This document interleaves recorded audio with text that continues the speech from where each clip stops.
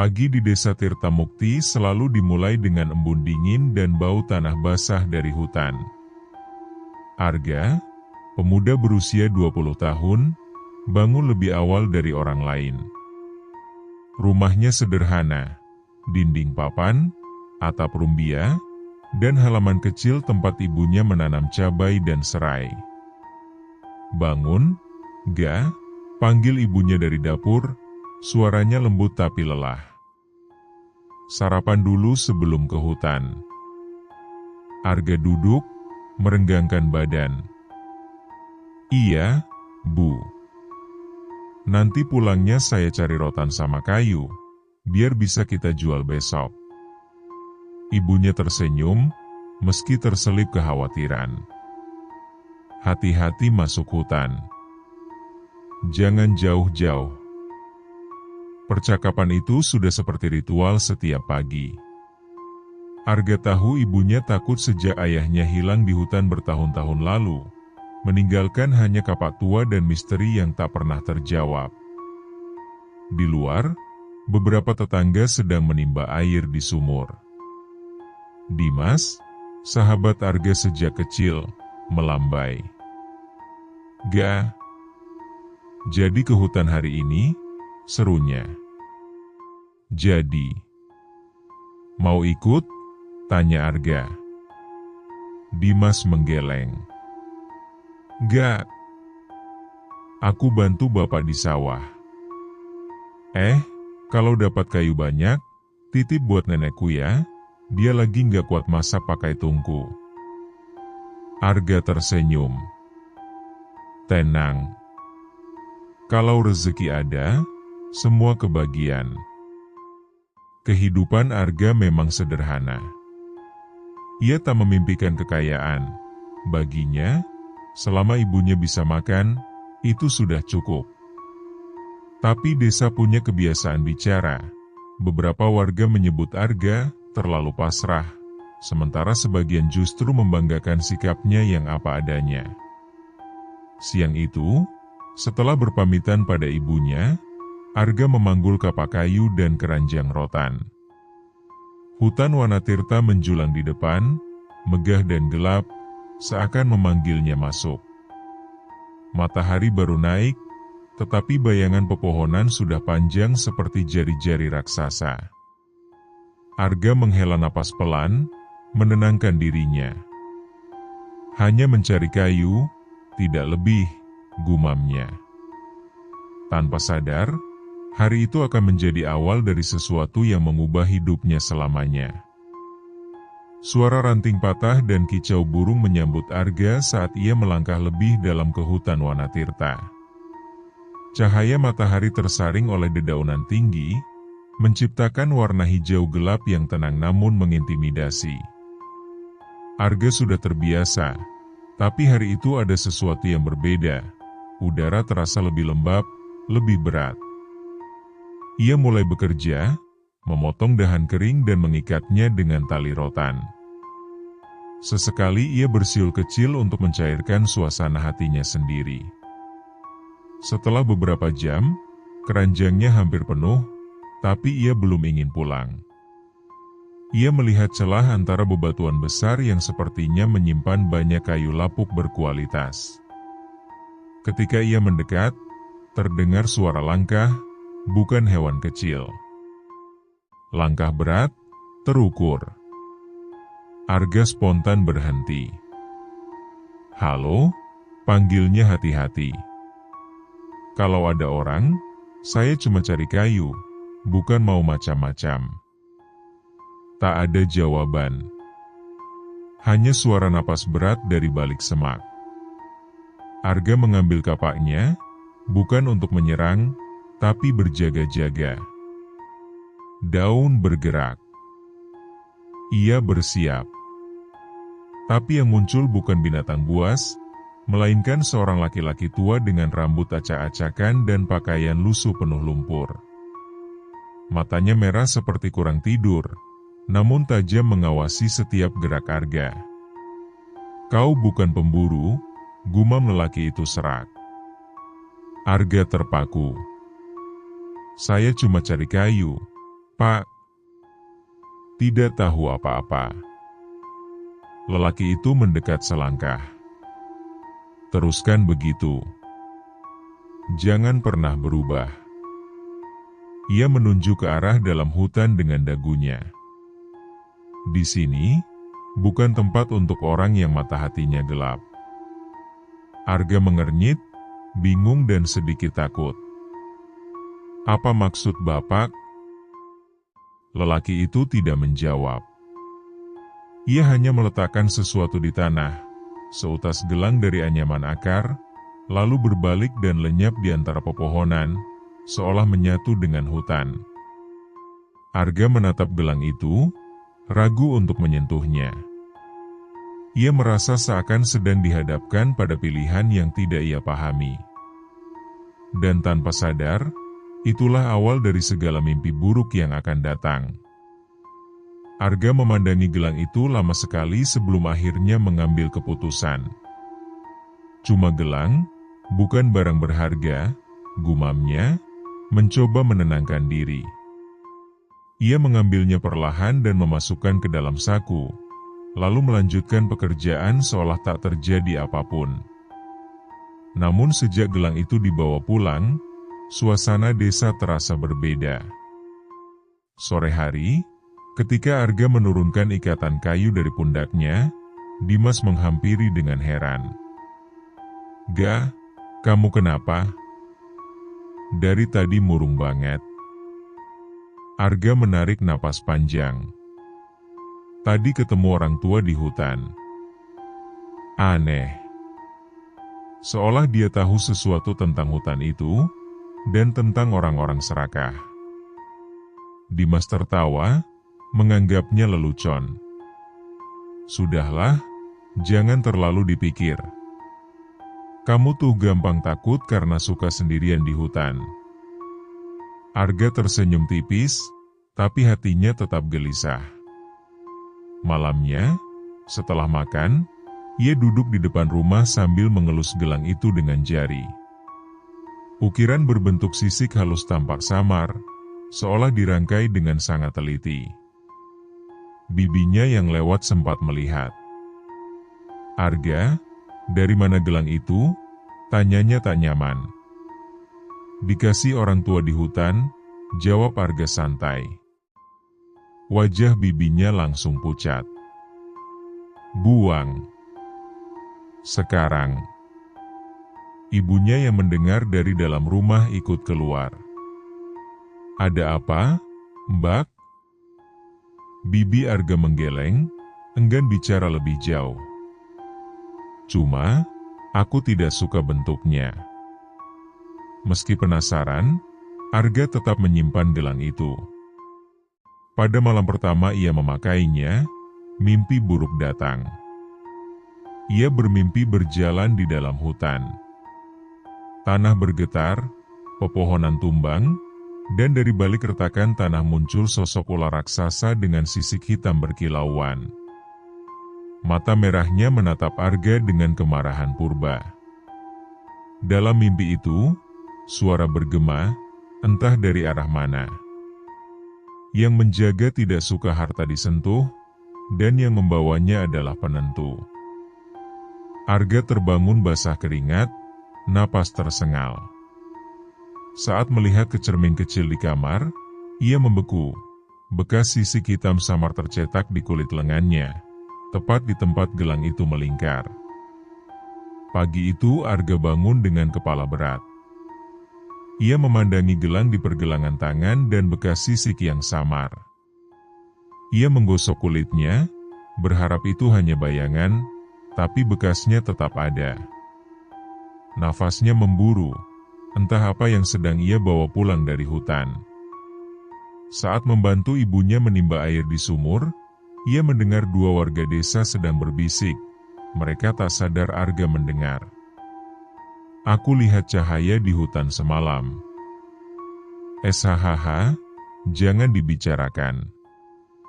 Itu tanda kalau harta itu bergerak lagi." Arga spontan mendekat. "Maksudnya apa, Bu?" "Harta apa?" Keduanya langsung terdiam. Salah satu dari mereka, Mak Weni, menatap Arga tajam. Kau jangan ikut campur. Semakin sedikit kau tahu, semakin selamat.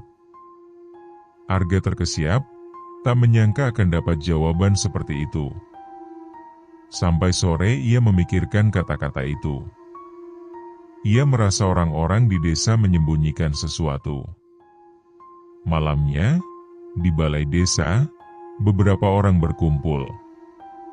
Arga dan Dimas datang untuk membantu mengisi karung beras bantuan, tapi suasana terasa tegang. Ketika Arga masuk, suara percakapan langsung mereda. Pak Karta, kepala desa, menatapnya lama. Arga, kau masih sering ke Wanatirta? Iya, Pak. Untuk cari kayu.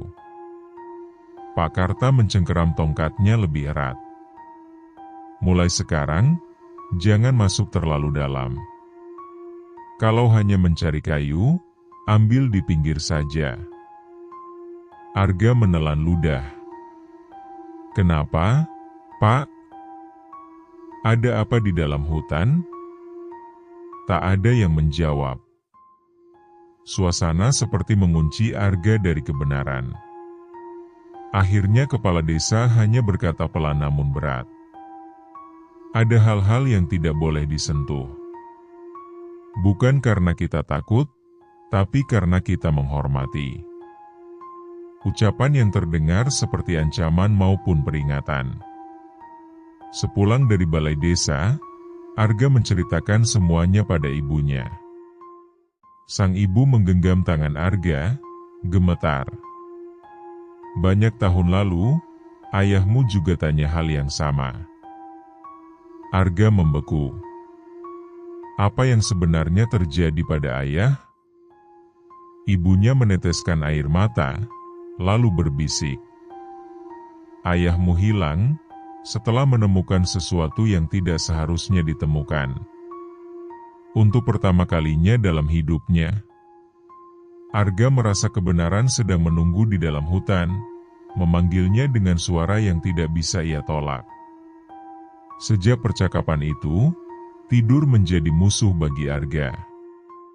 Setiap malam ia memikirkan ayahnya, sosok yang hanya ia ingat dari foto lusuh di dinding, tersenyum memegang kapak dan mengenakan gelang kulit yang dulu dianggap biasa. Pagi itu, Arga memberanikan diri membuka kotak kayu warisan ayahnya. Di dalamnya ia menemukan buku catatan kumal, dengan halaman yang sebagian basah dan robek. Tinta banyak yang luntur, tapi masih ada kalimat yang bisa dibaca. Wanatirta menyembunyikan sesuatu. Tetapi bukan untuk manusia. Arga mengernyit. Semakin ia membaca, semakin merinding. Penjaga itu tidak menyerang orang baik. Ia menyerang ketamakan. Namun kalimat terakhir halaman itu membuat Arga tertegun. Siapapun yang menyentuh harta, akan ditandai. Seolah tubuhnya bereaksi, bekas sisik di lengannya terasa panas. Arga menutup buku itu dengan cepat, napas tersengal. Ia memutuskan menemui Mbah Sura, orang tertua di desa. Meski terkenal pendiam, ia diyakini mengetahui banyak tentang sejarah Wanatirta dan hilangnya beberapa warga dari generasi ke generasi. Ketika Arga mengetuk pintu rumah bambu itu, Mbah Sura langsung menyilangkan pandangannya tajam pada gelang di tangan Arga. Dari mana kau dapat itu? Suaranya low, gemetar. Dari seorang lelaki tua di hutan. Saya hanya menerimanya. Mbah Sura berdiri tertatih, namun tatapannya penuh rasa takut, bukan pada Arga, tapi pada gelang itu. Lepaskan. Sekarang, perintahnya. Arga menelan ludah. Tolong, saya hanya ingin tahu apa yang terjadi pada ayah. Mbah Sura menutup matanya lama, seperti sedang menimbang apakah kebenaran akan menyelamatkan atau membunuh Arga. Akhirnya ia berbisik lirih, namun jelas. Ayahmu juga pernah diberi gelang seperti itu. Dan sejak saat itu, hutan memanggilnya. Arga merasakan bulu kuduknya berdiri. Sebelum ia sempat bertanya lebih jauh, Mbah Sura menambahkan, "Kalau kau terus mencari kebenaran, kau tidak akan bisa kembali seperti dulu." Untuk pertama kalinya, Arga sadar, mencari jejak ayahnya berarti berjalan ke arah yang sama yang membuat ayahnya menghilang. Tapi ia sudah terlalu jauh untuk mundur. Malam itu sunyi tidak seperti biasanya. Bahkan suara jangkrik seolah enggan berbunyi. Arga duduk di ranjang, memegang buku catatan ayahnya, mencoba menenangkan pikiran. Tapi semakin ia mencoba mengabaikan, semakin gelang di tangannya terasa berat, seperti menariknya ke arah tertentu. Ketika lampu minyak padam tertiup angin, Arga merinding. Ia bangun untuk menutup jendela, tetapi langkahnya terhenti ketika mendengar sesuatu dari kejauhan. Bisikan. Awalnya samar, lalu semakin jelas. Kembali. Datang ke dalam. Arga mundur, jantungnya berdegup kencang. Suara itu seperti berasal dari dalam pikirannya, namun pada saat yang sama terdengar dari luar rumah.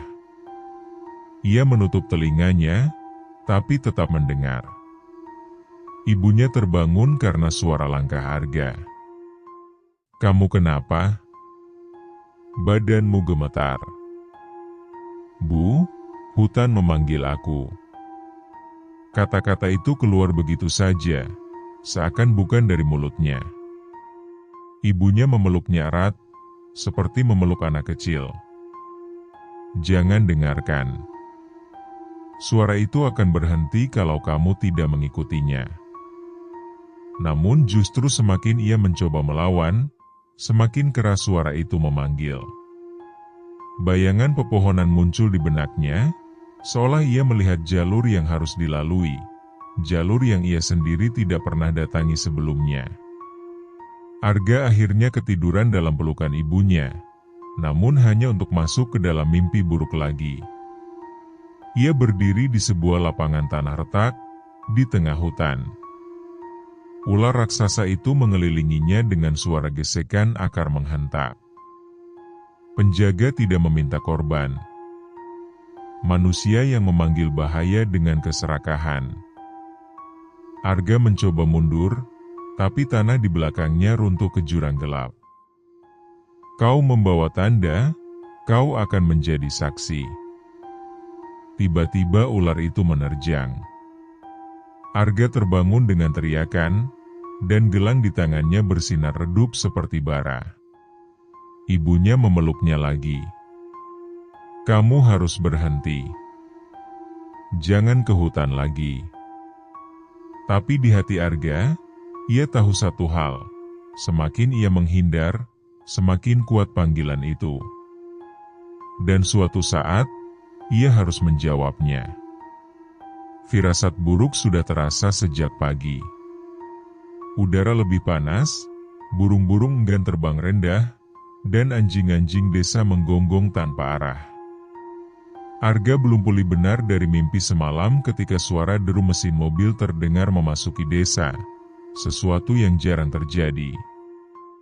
Beberapa warga keluar ke jalan tanah. Dari mobil bak terbuka turun 4 pria dan 2 wanita.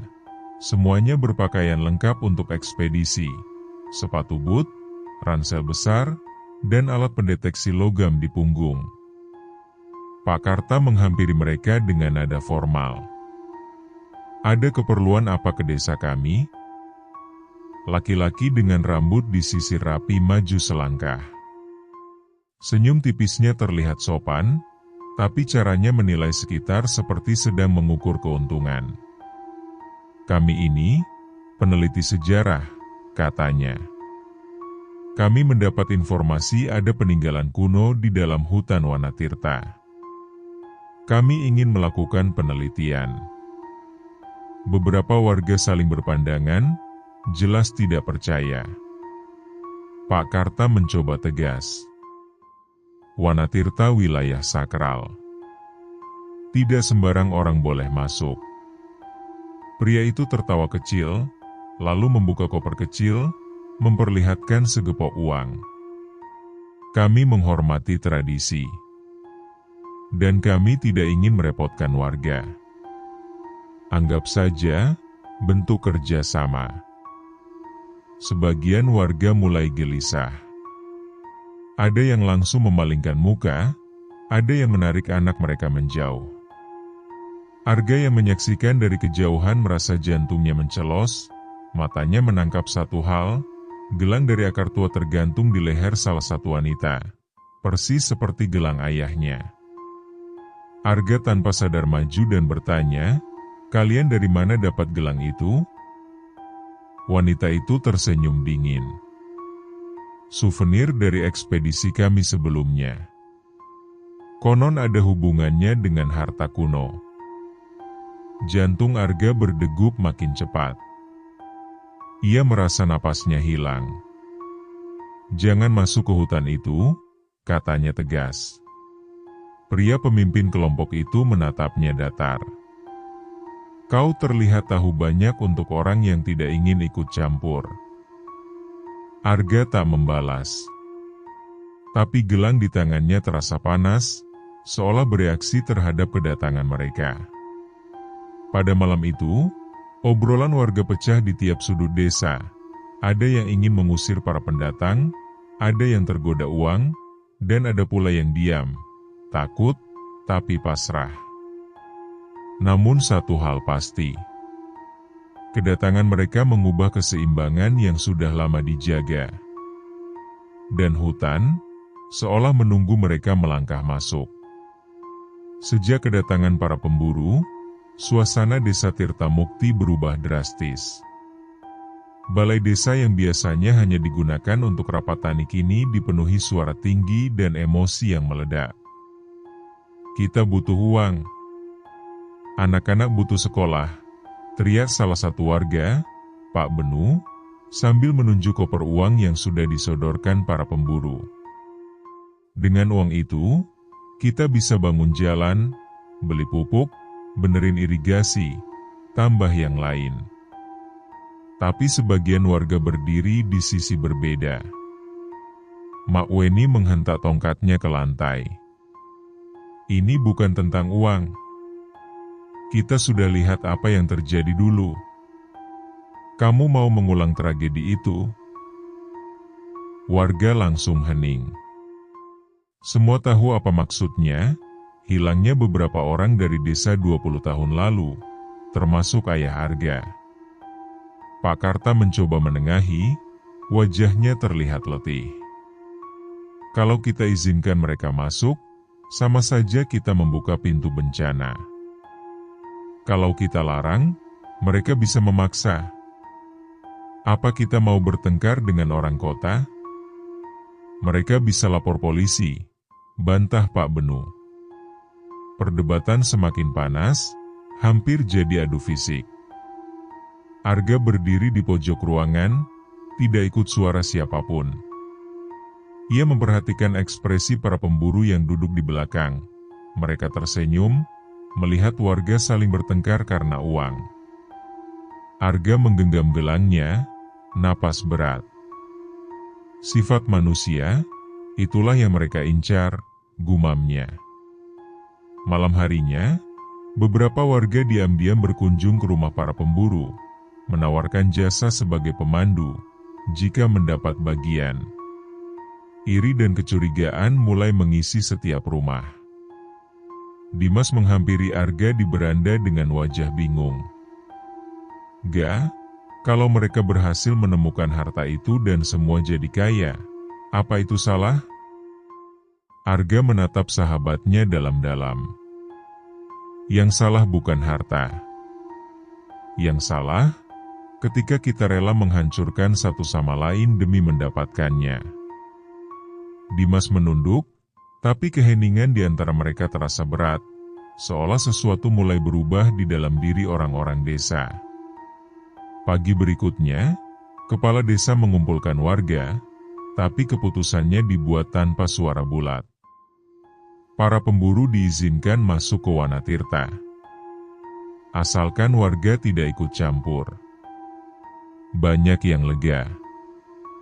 Banyak yang takut. Namun Arga tahu satu hal tanpa keraguan. Hutan tidak akan tinggal diam. Pagi itu 6 pemburu berangkat ke hutan Wanatirta dengan langkah penuh percaya diri. Peralatan pendeteksi logam, cangkul lipat, dan kamera digunakan, seolah mereka tengah melakukan penelitian besar.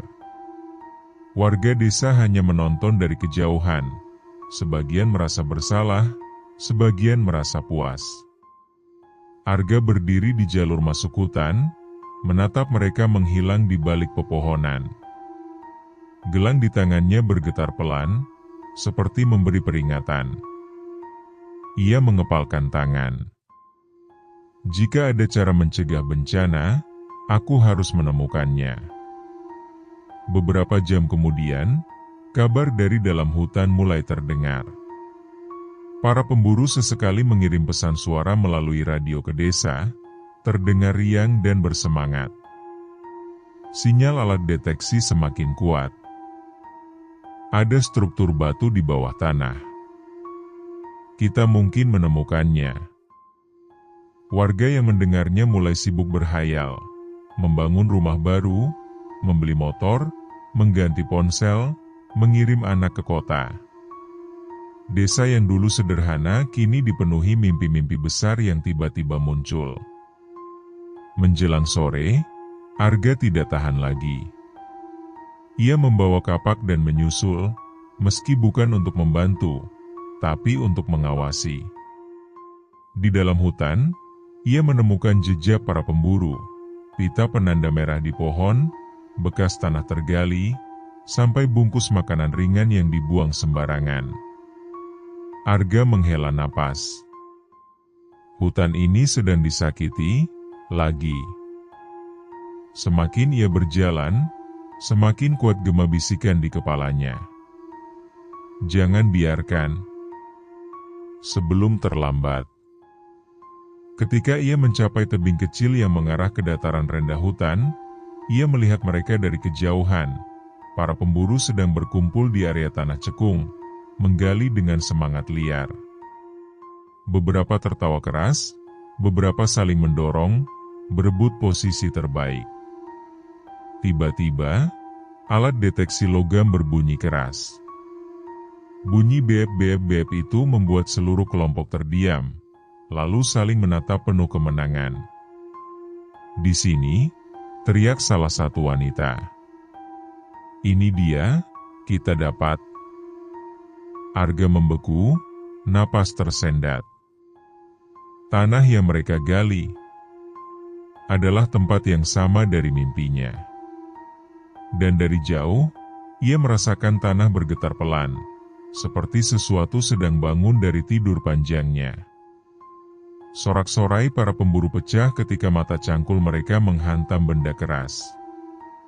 Tanah dibersihkan dengan tergesa, tanpa kesabaran, seperti anak-anak menemukan hadiah.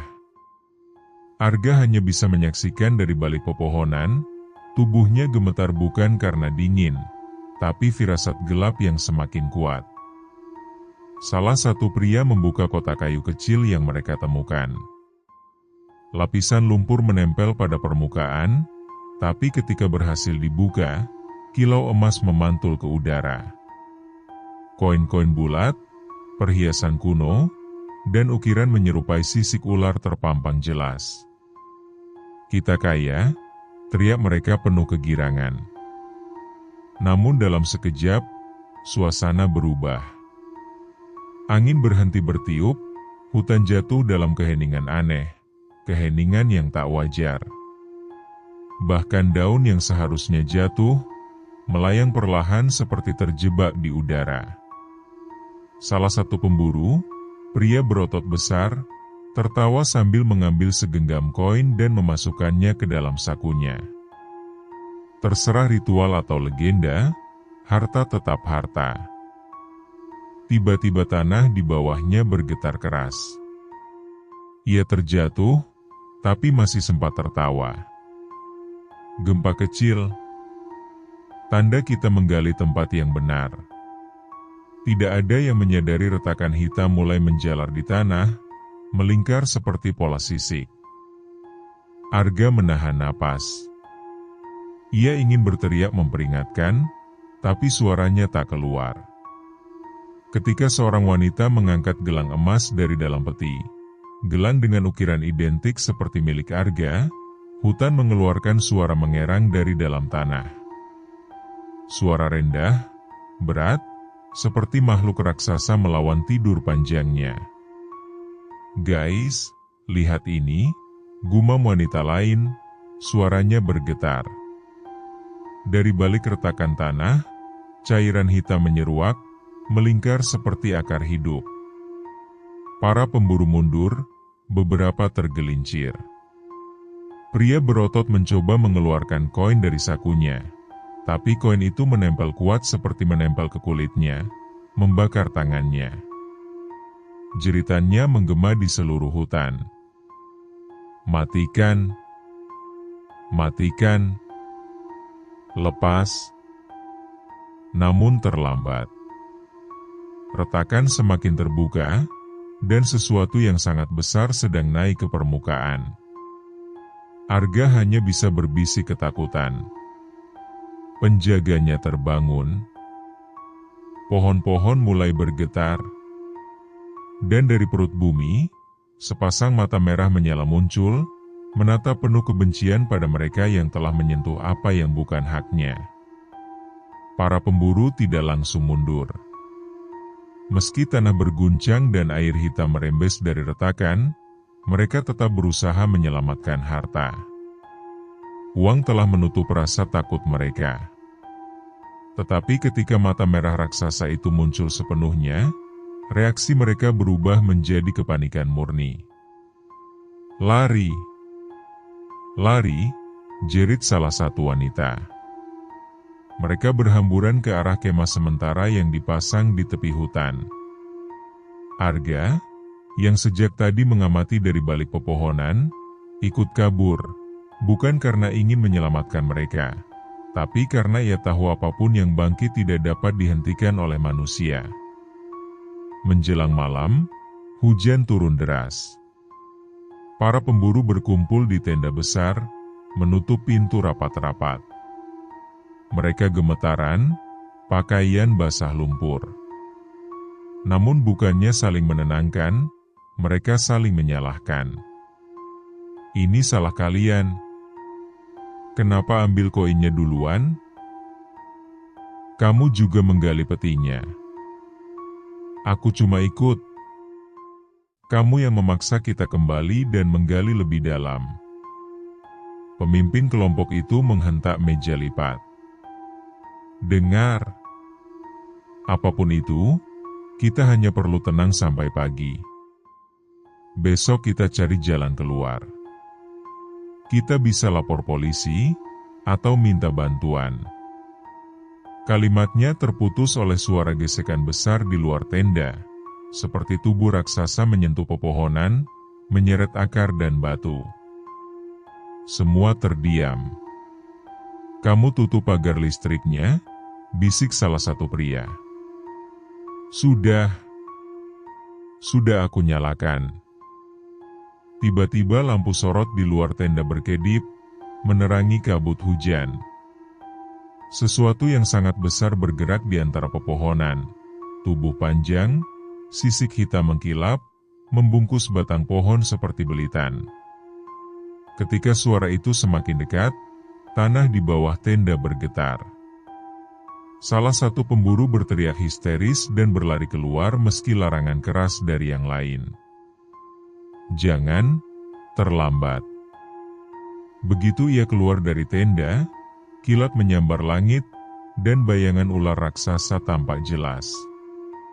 Dalam hitungan detik, makhluk itu menerjang. Suara tulang patah terdengar jelas, lalu tubuh lelaki itu hilang tanpa sempat teriak kedua kali. Sisa kelompok terdiam dalam horor total. Wanita yang memegang gelang emas menangis memohon. Kita harus kembalikan harta itu, tolong, kita harus. Namun suara berat bergema dari arah hutan, bukan suara ular, melainkan suara laki-laki tua. Yang diambil tidak bisa dikembalikan, kalau keserakahan masih ada. Suara itu datang dari kegelapan. Dan perlahan sosok lelaki tua yang dulu ditemui Arga di hutan muncul, basah kuyup, wajah muram tanpa emosi. Arga memandangnya dari kejauhan, tak percaya. "Kenapa kau datang lagi?" gumam Arga. Lelaki tua itu memandang langsung ke arahnya, seolah tahu Arga ada di sana. "Karena waktumu segera tiba." Hujan masih turun tanpa belas kasihan ketika lelaki tua itu berdiri di depan tenda para pemburu. Lampu sorot berkedip-kedip, menerangi wajahnya yang pucat dan penuh lumpur. Para pemburu memegangi alat apa saja yang bisa menjadi senjata. Tapi tak seorang pun berani mendekat. "Siapa kamu?" teriak pemimpin kelompok, suaranya bergetar. Lelaki tua itu tidak menjawab pertanyaan itu. Ia hanya memejamkan mata dan berkata pelan, nyaris seperti doa. "Penjaga bangkit karena kalian menggali apa yang bukan untuk manusia." "Megah sekali kau bicara," balas salah satu pria. "Kalau kau tahu bahaya itu, kenapa tidak cegah kami sejak awal?" Lelaki tua itu membuka mata, tatapannya kosong namun penuh luka. "Sudah banyak yang kucegah, dan banyak yang tetap memilih serakah." Arga berdiri di balik pohon, ingin mendekat tapi tubuhnya kaku. Ia melihat lelaki tua itu memperhatikan gelang di tangan wanita pemburu, lalu pada gelang miliknya, dua tanda yang sama, dua garis takdir yang kini saling bertaut. Pemimpin pemburu mencoba tegar. "Baik. Kalau kami salah, kami kembalikan hartanya."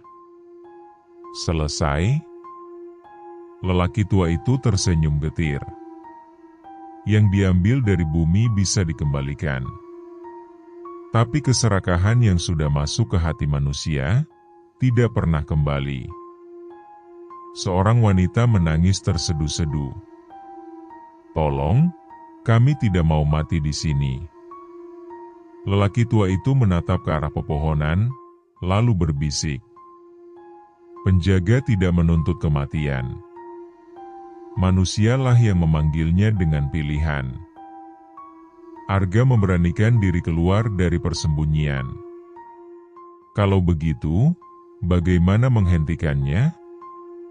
Untuk pertama kalinya, lelaki tua itu terlihat sedih, sedih yang dalam, seperti menanggung dosa yang tak bisa ditebus.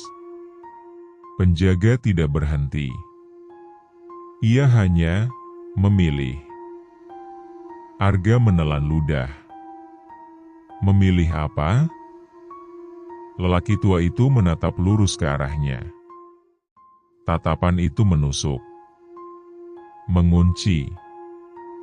Memilih siapa yang hidup dan siapa yang dibawa. Pada saat itu, gelang di tangan Arga bersinar merah samar, dan para pemburu memandangnya, bukan sebagai sekutu, tapi sebagai satu-satunya sosok yang mungkin bisa menyelamatkan atau membinasakan mereka. Sementara jauh di gelap hutan, geraman pelan terdengar, menandakan sesuatu sedang mendekat lagi. Teriakan histeris pecah ketika suara geraman dari hutan semakin mendekat. Para pemburu langsung mengambil ransel dan peralatan seadanya, tak lagi peduli pada harta. Mereka berebut jalan keluar dari perkemahan.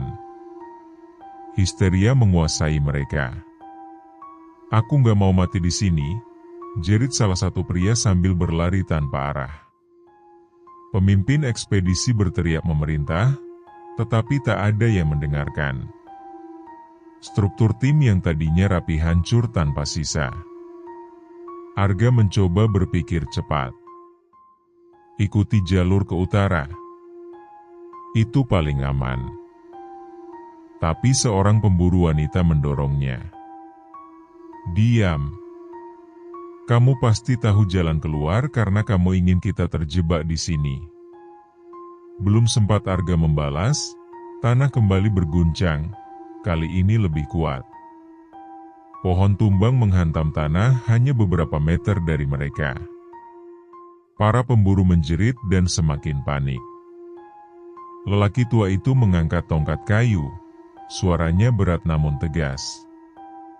Bodoh.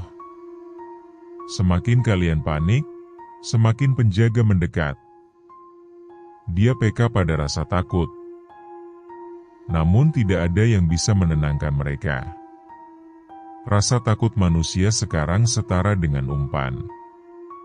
Lampu sorot padam seketika, hanya menyisakan cahaya hujan dan petir. Dalam kilatan cahaya itu, bayangan tubuh ular raksasa tampak bergerak cepat di antara pepohonan, mengitari mereka. Arga mengambil keputusan. Ia menarik salah satu pemburu yang hampir terperosok ke jurang. Kalau tidak mau mati, dengar aku. Pria itu mengangguk gemetar. Arga lalu berteriak kepada yang lain. Suaranya pecah antara ketakutan dan keberanian. Kalau lari terpencar, kalian mati. Tetap satu arah. Jangan berteriak, jangan lihat ke belakang. Mereka, walaupun dengan keraguan, mengikuti Arga menerobos belukar. Lelaki tua itu berjalan paling belakang, menatap gelap hutan dengan mata pasrah, seolah tahu ia sedang mengulang tragedi lama. Di tengah pelarian, seorang wanita tersandung. Arga ingin menolong, tapi pemimpin pemburu menarik kemejanya. Biarkan saja. Kita harus selamat dulu. Arga menepis keras. Kalau kita mulai mengorbankan orang lain, kita sudah sama seperti alasan penjaga bangkit. Namun kata-katanya tak menyelamatkan waktu. Jeritan wanita itu terdengar, hanya sekali, lalu diam. Semua berhenti sejenak. Nafas tercekat. Ketakutan membeku. Kini tidak ada jalan kembali. Mereka hanya bisa terus berlari, berharap masih ada kesempatan keluar sebelum penjaga memutuskan akhir dari semuanya. Hujan belum mereda ketika rombongan kecil itu terus menyusuri hutan. Napas berat bercampur lumpur dan ketakutan. Tidak ada yang berbicara, tidak ada yang menangis, semua bergerak dengan dorongan bertahan hidup. Namun ketenangan itu hanya sementara. Ketika mereka sampai di persimpangan jalur pohon-pohon tumbang, lelaki tua itu berhenti. Ke kanan. Jangan ke kiri, katanya tenang. Pemimpin ekspedisi mengernyit. Kenapa? Jalan kiri lebih singkat keluar hutan. Jalan kiri adalah tempat penjaga menunggu. Mereka saling menatap. Ketidakpercayaan sudah mengakar. Salah satu pemburu mendorong lelaki tua itu. Apa kami harus percaya omonganmu? Kamu yang buat kutukan ini terjadi. Arga langsung berdiri di antara mereka. Sudah cukup. Kalian tidak lihat apa yang terjadi kalau mengikuti ego? Namun kata-katanya justru memperkeruh keadaan. Pemimpin ekspedisi memicingkan mata ke arah Arga. Dari tadi gelang di tanganmu bersinar. Dari tadi kau tahu semua jalur. Kau pasti terlibat. Mungkin kau yang memanggil monster itu. Beberapa pemburu mengangguk, ketakutan mengubah logika mereka. salah satu mengangkat pisau lipat. Kalau kita serahkan dia ke hutan, mungkin penjaga melepaskan kita, katanya. Suara gemetar tapi penuh putus asa. Arga mundur selangkah, tapi tidak kabur. Kalau aku mati, kalian tetap mati. Penjaga bukan mau korban, dia mau keserakahan berhenti. Pemimpin ekspedisi mendekat, hampir kehilangan akal sehat. Kalau begitu biarkan penjaga memilih, bukan kamu yang bicara soal moral. Pisau hampir menusuk lengan Arga ketika ceking. Lelaki tua itu menahan tangan pemimpin pemburu dengan tongkatnya. Jangan sentuh anak itu. Dialah satu-satunya alasan kalian masih bernapas. Pemburu lain berteriak, apa maksudmu? Lelaki tua itu menatap Arga, penuh beban, rasa bersalah, dan kenangan. Karena dia, anak dari orang yang dulu pernah membawa tanda sebelum kalian. Semua terdiam. Petir menyambar, menerangi wajah lelaki tua. Arga gemetar. Kau mengenal ayahku? Lelaki tua itu menunduk perlahan. Aku bukan hanya mengenal, aku yang dulu menyeret ayahmu ke dalam hutan. Dan aku yang kembali keluar, sementara ia tidak. Arga merasakan dunia runtuh di sekelilingnya. Sebelum siapapun sempat bereaksi, suara desis raksasa meledak dari kejauhan, tanda bahwa penjaga sudah menemukan mereka lagi. Tidak ada waktu untuk berkelahi. Tidak ada waktu untuk jawaban. Mereka harus lari, atau mati. Hujan mereda, tetapi udara terasa lebih berat dari sebelumnya, seolah seluruh hutan menahan napas. Arga, para pemburu yang tersisa, dan lelaki tua berhenti di sebuah dataran terbuka yang dikelilingi akar pohon besar. Tidak ada jalan keluar, tidak ada celah untuk berlindung. Lelaki tua itu menggenggam tongkatnya lebih erat. Kita tidak bisa lagi terus berlari. Jika penjaga sudah menutup jalur keluar, artinya saat memilih sudah tiba. Pemimpin ekspedisi mengayunkan pisau. Aku tidak mau mati hanya karena kalian percaya mitos. Kalau ada makhluk itu, kita bunuh saja. Lelaki tua hanya menatapnya, muram. Kau masih belum mengerti apa yang sebenarnya kau lawan. Tiba-tiba tanah di bawah kaki mereka membelah perlahan, membentuk lingkaran besar. Kabut mengalir dari celah bumi, dan dari tengahnya muncul kepala ular raksasa. Sisiknya hitam basah seperti logam hidup. Mata merahnya memantul seperti bara membakar amarah berabad-abad. Semua pemburu jatuh tersungkur ketakutan. Sekuat apapun mereka mencoba menjerit, suara tidak keluar, seolah hutan menahan suara mereka sendiri. Sosok ular itu tidak menerjang. Ia memandang Arga. Wanita yang tersisa memohon sambil menangis. Tolong katakan sesuatu. Kamu punya tanda, dia mendengarmu. Arga menatap gelang di tangannya, panas, seolah menyatu dengan kulitnya. Dalam kepalanya, suara berat bergema. Yang membawa tanda, bukan korban. Ia adalah penentu akhir. Lelaki tua berbisik, hampir tak terdengar. Penjaga memberi pilihan, hanya kepada orang yang tidak serakah. Arga menyadari sesuatu yang menakutkan. Penjaga tidak memilih siapa yang harus mati, tapi menunggu Arga untuk memilih. Jika Arga memohon agar penjaga menghentikan amukannya, pemburu serakah akan dibebaskan, dan harta akan kembali diburu manusia.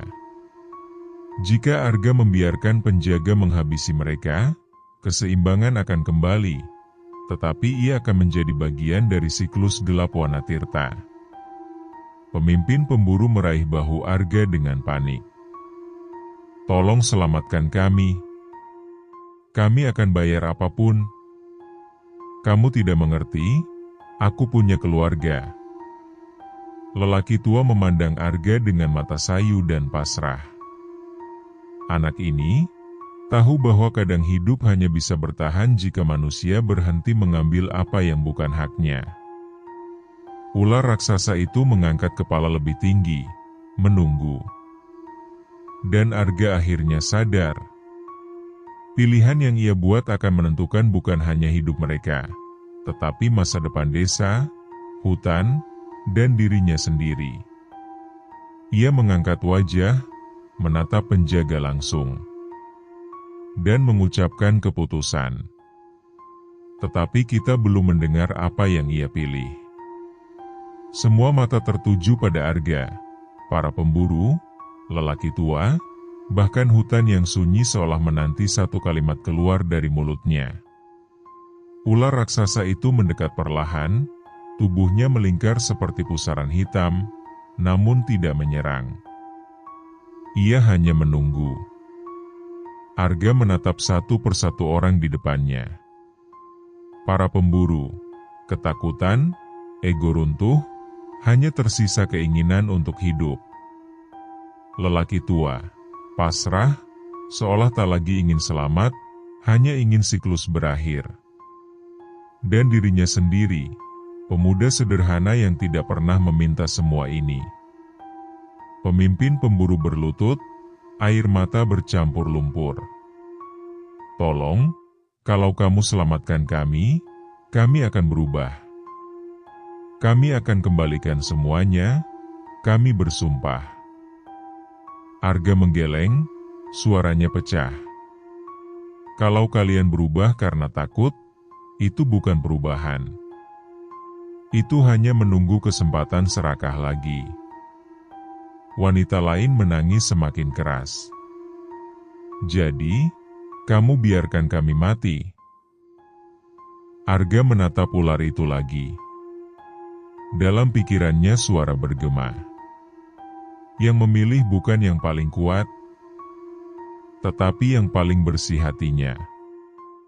Arga mengangkat gelang di tangannya dan memejamkan mata, bukan dengan kebencian, bukan dengan dendam, melainkan dengan keyakinan yang pahit. "Penjaga, hentikan amukanmu. Yang bersalah sudah membayar cukup.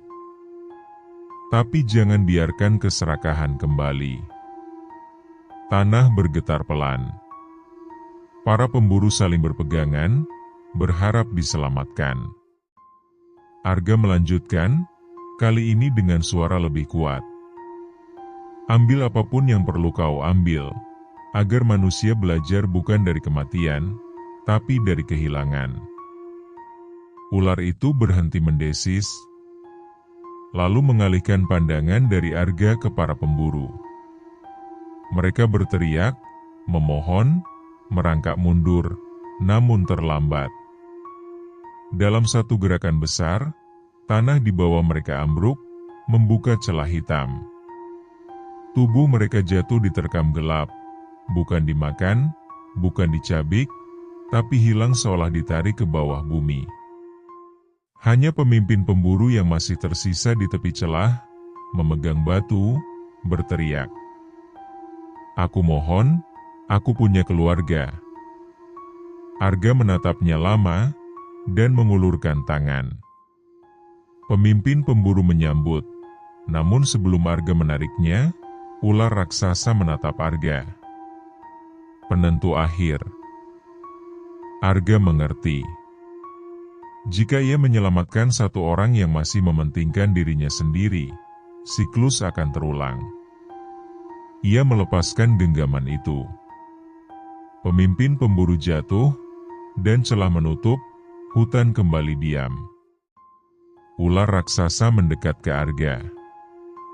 Bukan dengan ancaman, tapi dengan penghormatan. Sisiknya menyentuh gelang, yang kemudian retak dan hancur menjadi debu. Tugasmu selesai, suara berat bergema. Tapi ingatan akan tinggal. Makhluk itu kembali turun ke bumi, dan retakan menutup sepenuhnya, menghilang seakan tidak pernah ada apapun. Hujan berhenti. Hutan kembali bernapas. Arga berdiri sendirian di hening Wanatirta. Hidup, tapi bukan lagi orang yang sama. Pagi berikutnya, Arga berjalan sendirian keluar dari hutan. Langkahnya berat, tapi mantap, bukan lagi langkah seorang pemuda desa yang takut pada gelap, melainkan seseorang yang telah melihat sisi terdalam dari ambisi manusia. Embun menempel di rambutnya, dan matahari pagi menyinari pakaiannya yang kotor penuh lumpur. Saat ia melewati gerbang desa, banyak mata memandang, sebagian lega, sebagian bingung, sebagian ketakutan. Orang-orang mencari para pemburu, menunggu suara kemenangan atau berita kekayaan. Namun Arga datang sendirian. Pakarta menghampiri, suara bergetar. Bagaimana mereka? Arga hanya menggeleng pelan. Tidak ada kemarahan, tidak ada ratapan, hanya kejujuran yang tenang. Hutan mengambil apa yang harus diambil. Seisi desa terdiam. Tidak ada yang berani bertanya lebih jauh. Ibunya berlari memeluknya, menangis tanpa suara. Arga menenangkan dengan mengusap punggungnya, kali ini bukan sebagai anak yang mencari perlindungan, tetapi sebagai seseorang yang kembali membawa beban. Aku pulang, Bu. Dan aku di sini, katanya pelan. Beberapa hari kemudian, lelaki tua, sosok yang dulu memberi gelang, meninggal dalam tidurnya. Senyuman kecil tergambar di wajahnya, seolah ia akhirnya bebas dari penyesalan bertahun-tahun. Desa memakamkannya di pinggir hutan, sesuai permintaannya. Hidup berjalan kembali.